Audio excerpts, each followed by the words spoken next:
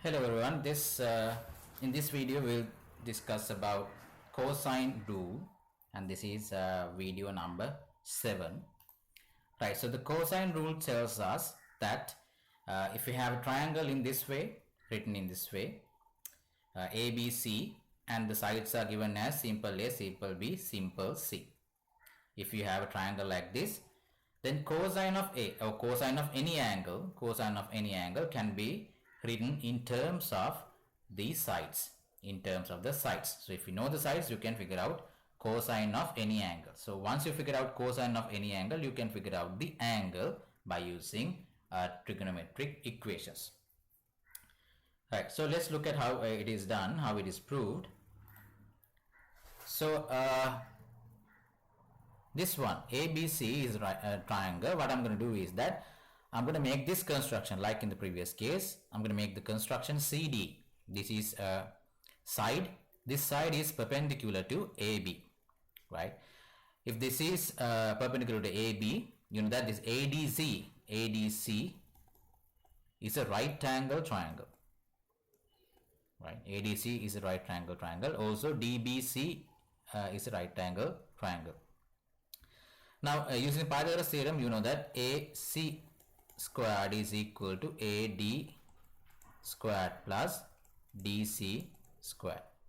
AC squared is equal to AD squared plus DC squared. Now AC squared is equal to B squared. AD is not given directly, and also DC is not given directly. So we have to figure out AD and DC based on the other data given. So AD can be expressed as AD is equal to C.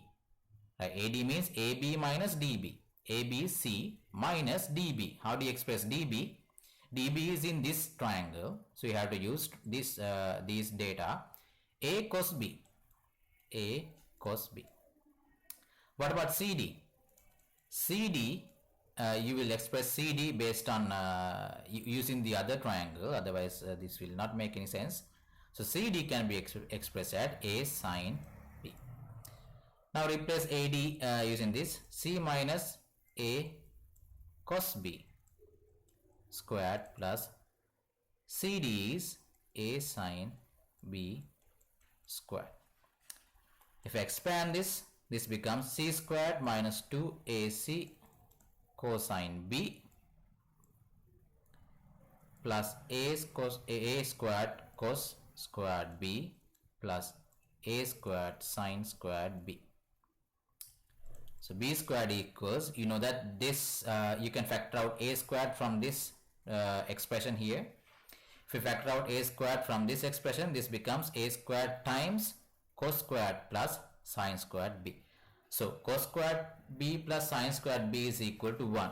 You know that from Pythagorean identity. So this becomes C squared minus 2AC cos B plus A squared. Right.